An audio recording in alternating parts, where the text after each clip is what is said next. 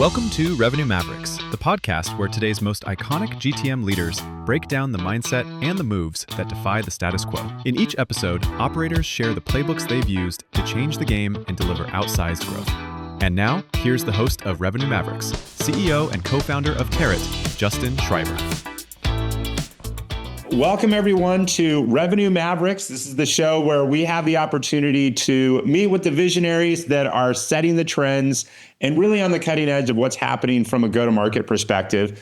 Today, I'm very pleased to be joined by Jennifer Brannigan, who is the Chief Revenue Officer at Korn Ferry.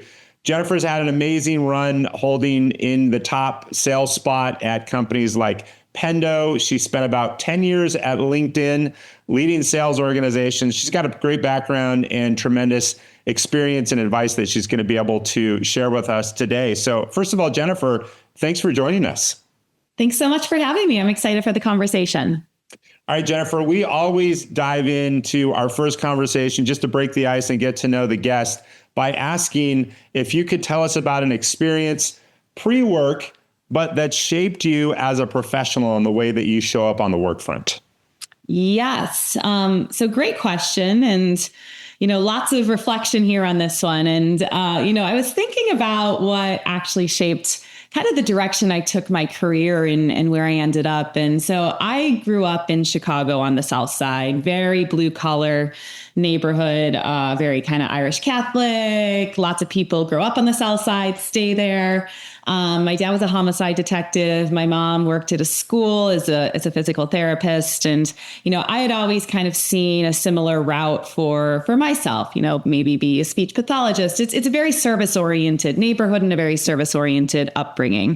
And then kind of add to that, I spent my kind of teenage years growing up in very service-oriented work. I had a sister with Down, so I have a sister with Down syndrome, but I did spend a lot of time volunteering and working with kids with disabilities growing up. And I kind of always thought directionally that was where I was going to take my career.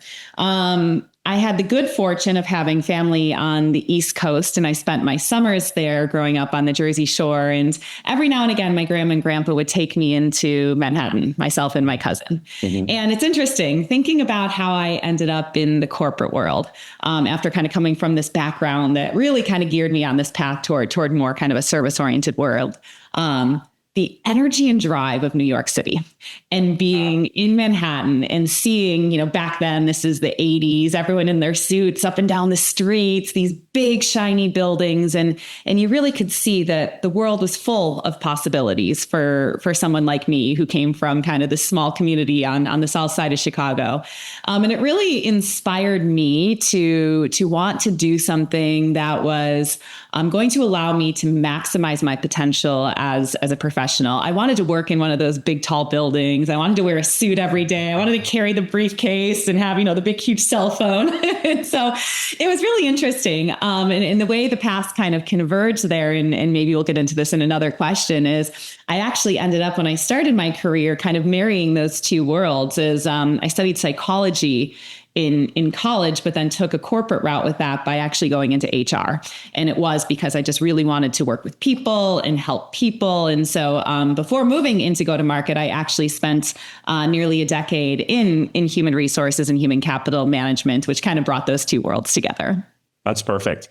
So much to unpack there. First of all, a fascinating background just in terms of your family, what your parents did, interacting with your siblings. I can't help but imagine that you were surrounded by groups of people that kind of viewed themselves as members of a bigger community and viewed themselves as having an important role in that community. Can you talk a little bit more about kind of your parents and how they thought about community and how that was passed on to you? Yeah. I mean, community is huge. I mean, my dad's one of 5 boys, so our family alone is a community.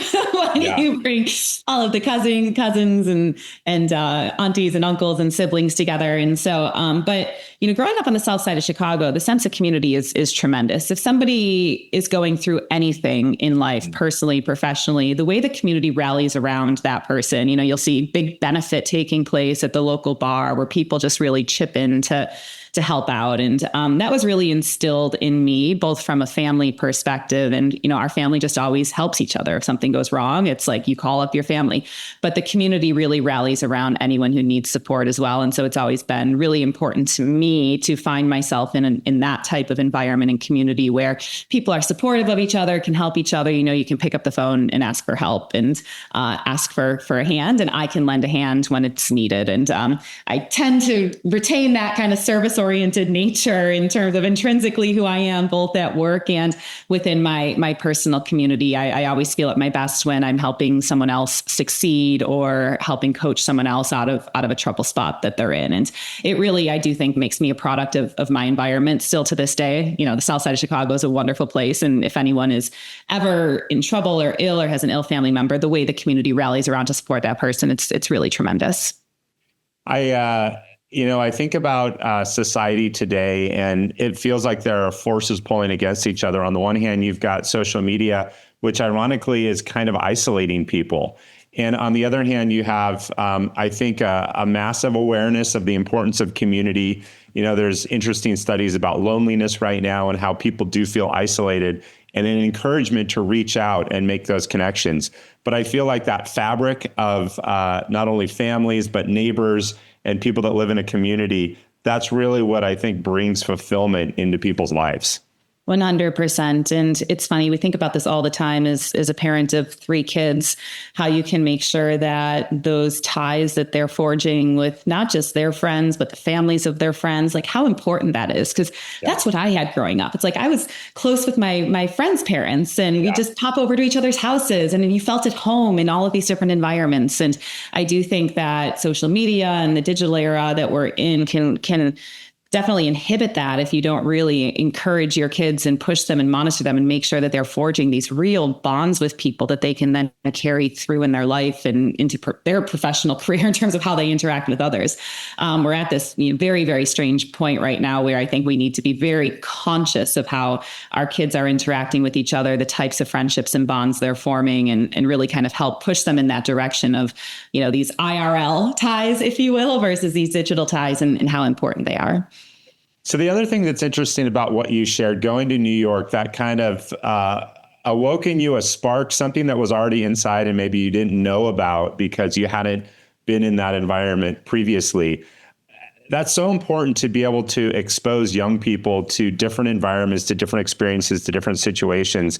You never really know what's going to catch fire, but when you do introduce that young person to that place or that situation, suddenly you see everything start to fire. And as you're an example, it can be game changing when you find that right connection. 100%. It's funny. And when I was there, I remember I was little. I said, I'm going to live here one day.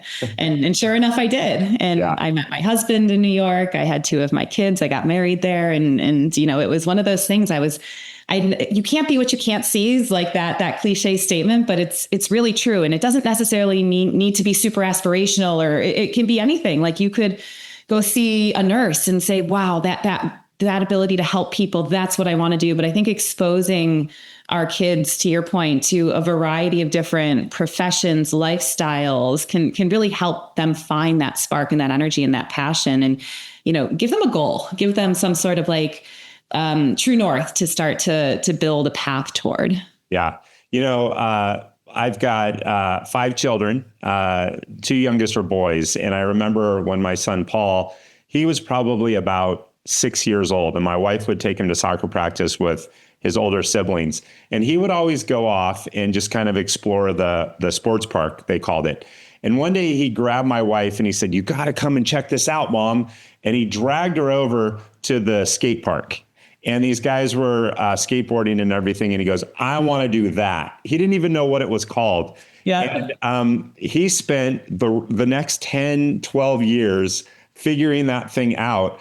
But it was funny that he was drawn to that magnetically. He had a passion for it, and he was willing to do the work after. Now, obviously, skateboarding doesn't pay the bills for most people. But I think to me, it was an example of how people come with these interests and these passions, but they need to be unlocked through exposure to different situations and experiences. Exactly. And I'm sure that's something that maybe you and your wife had never done or had exposure to. Yeah. And he just loved it. And, my parents never had aspirations to go and work in big, tall buildings, but like that was always me. And so anyway, and sidebar, we should talk skating. My middle son is right into it as well. So right. Endless diversion, and also a few broken bones thrown in there as well. So if you haven't hit that phase, get ready for it. All right, I know at LinkedIn, headed up sales for Glint, which is right in line with kind of this idea of building communities, helping to bring out the best in people. Can you talk about maybe some connections between that stop in your job and this background and experience that you had previously? Yeah, it's interesting. So kind of coming out of grad school, as I mentioned, I really focused in on finding a career in human capital management, human resources. I thought it was like the perfect marriage of my two worlds, love working with people, being service oriented, but wanting that kind of corporate job. It's interesting because after, as I said, about a decade in HR, I moved over to go to market, making that connection that I actually can still help people and work in service of people, but do it by helping them make choices to buy the right products that are going to help transform their businesses or potentially their careers. The parallel or analog, I guess I will, is like HR feels like you're working with clients that are internal, whereas go-to-market is working with clients that are external. You're still helping them solve problems. You're helping coach, guide, motivate them, but just for different ends. And so the parallels were actually far greater than I thought they were going to be when I made that career transition. But in go-to-market, the majority of my career has really been focused on the human capital management side of technology. When I moved over to LinkedIn, it was within our talent solutions business to really help recruiters find and identify the right talent for their organizations at scale.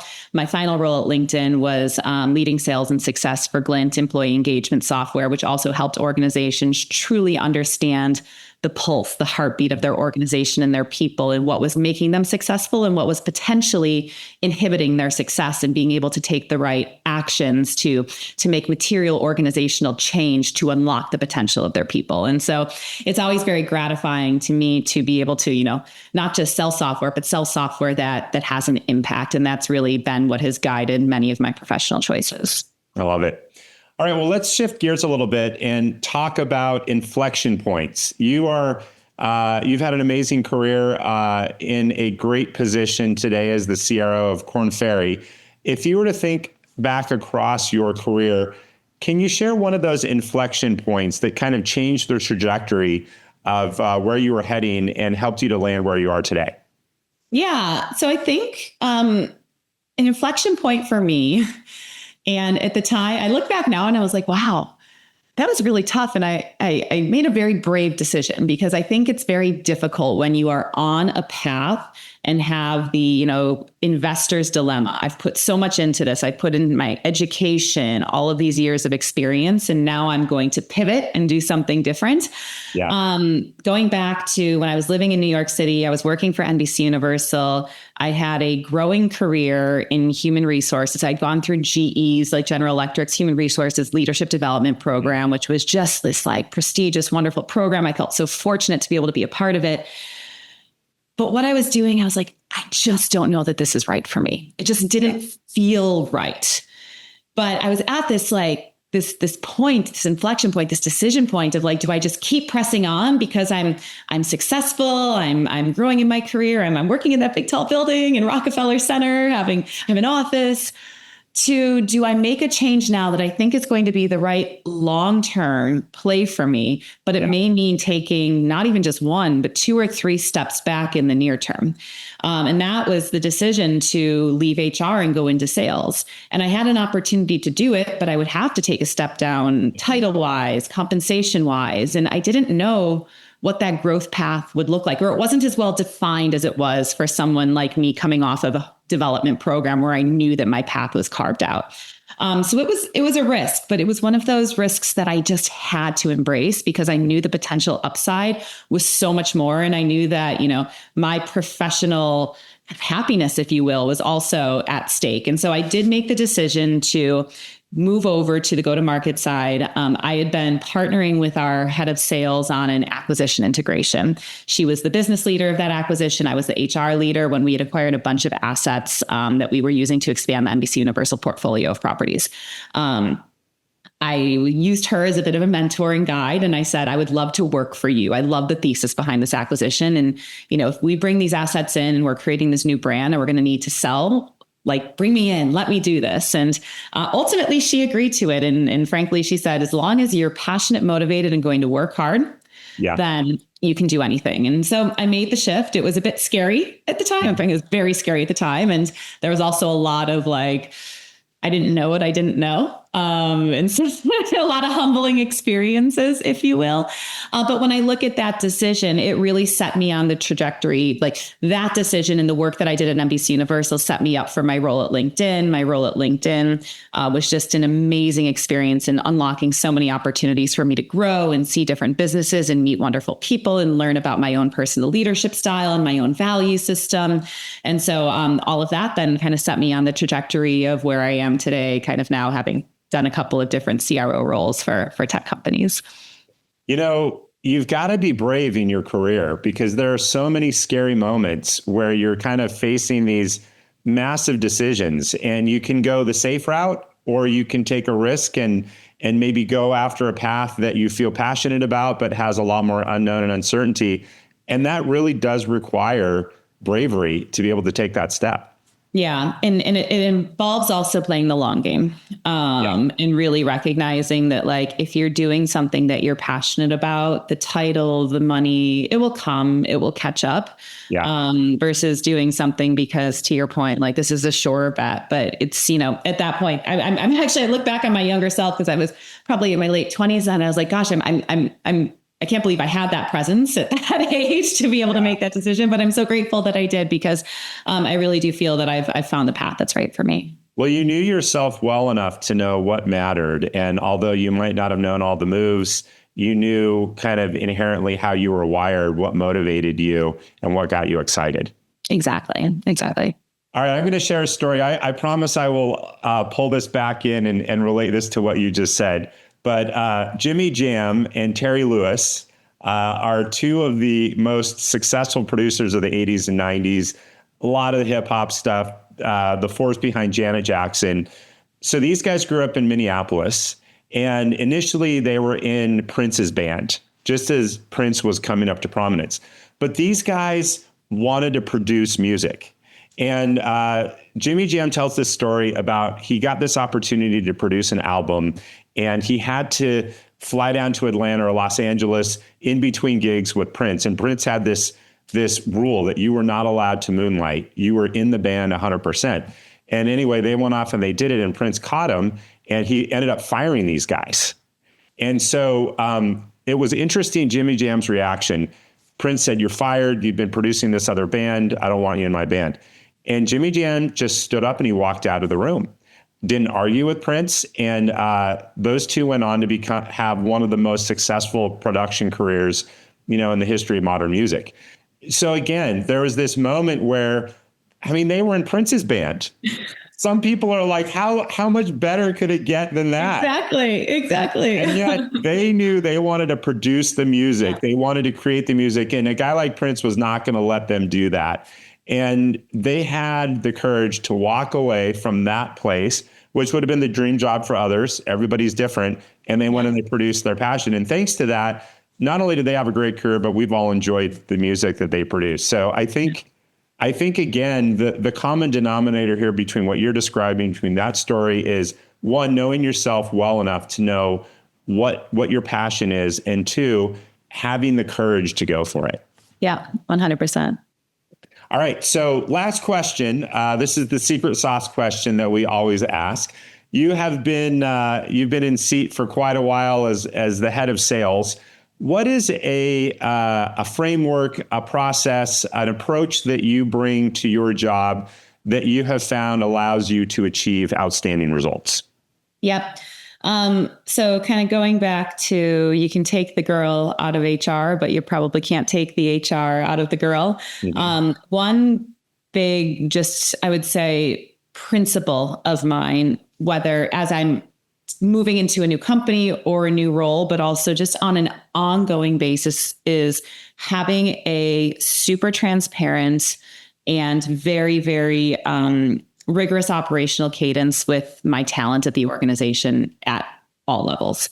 Yeah. I think it is so important when you are leading a large organization that, as a sales leader, like, you need people to follow you. You need people to believe in you, and you need to represent the voice of your people who are at the ground level, talking to clients every day with product, with marketing, with executives, with investors. And so it's critical for me to always have my finger on the pulse of the organization, but also to learn from the people who are on my team. And so whenever I start a new role or join a new company, it is my number one priority to do teach me sessions with the team. So teach me sessions are a way where, especially if you have a large organization, you can't meet everyone, like impossible to meet everyone. But if you say, if you've got something to teach me, I need to learn. I'm here. I'm new. I'm a sponge. I'm onboarding. Grab an hour in my calendar and come talk to me about the topic that is most important to you and most top of mind to you, that will help me be successful in my role. And it is amazing how much you learn from what people are passionate about, what they've been sitting on and can't wait to come and tell their new leader. And you start to really pick up these common themes and threads. I also then share with my team that I'm going to do quarterly listening sessions that anyone's invited to. They're purely optional. And what I want to do is just listen. I just want to hear what is going on, what is top of mind, ideas they have, concerns they have, and putting that operational cadence into place not only allows you to build trust and camaraderie with your team, but it also allows me to represent my team in the most common issues when I'm sitting at the executive table, or I'm sitting at board meetings, or I'm sitting with a customer. And so, for me, it's always been kind of my number one priority is to get as close to the field as possible and just really develop those relationships. They're mission critical. I mean, sales is a hard job, and people need to believe that their leader is rallying for them and doing everything that they can to hear them, to remove blockers, and to make them successful. And if you can show the team that you're doing that you're listening and that you're hearing them and that you are removing those blockers, then they will run through walls for you. And I think that's what we all need as sales leaders, for our teams to be hyper motivated to not only succeed for themselves, but to succeed for you. The Teach Me sessions are so powerful. I know that was something that was employed frequently at LinkedIn. And I remember when my boss reached out to me and said, hey, I want to do a Teach Me session. At first, I was a little bit intimidated, but then really enjoyed the opportunity to show up and, as you said, talk about something that I cared about. What to me, though, was more important was the dynamic that my boss had. She was genuinely interested in what I had to say. She was asking me questions, and it changed the dynamic of that relationship moving forward. 100%. And none of this ever is just surface or tick the box stuff. It is the most powerful time that I spend is time spent with the team where I am learning from them. And it's funny. Some people will come in and say, look, I want to teach you about this competitor that's really, encroaching on our territory. Someone will say, hey, I want to teach you about pickleball. I'm like, great. There's different ways to develop relationships. I heard you're a tennis player. I want to convert you. I love it. And I will never forget that pickleball session I had. I learned the rules in an hour setting, and I was like, great, I'm off. Well, Jennifer, it's been a great session. Thanks so much for taking us through your journey from the south side of Chicago. I will note you're still in Chicago, so you are loyal Chicago through and through. But between them, I'm back. An amazing run. So congratulations, first of all, on a great career. And thanks for sharing your wisdom with us. Of course. Thank you so much, Justin. You've been listening to Revenue Mavericks, sponsored by Tarot. Tarot is the AI-native revenue operating system that Revenue Mavericks count on to increase forecasting precision and sales productivity. Follow Tarot on LinkedIn for new episode drops and updates. Thanks for listening.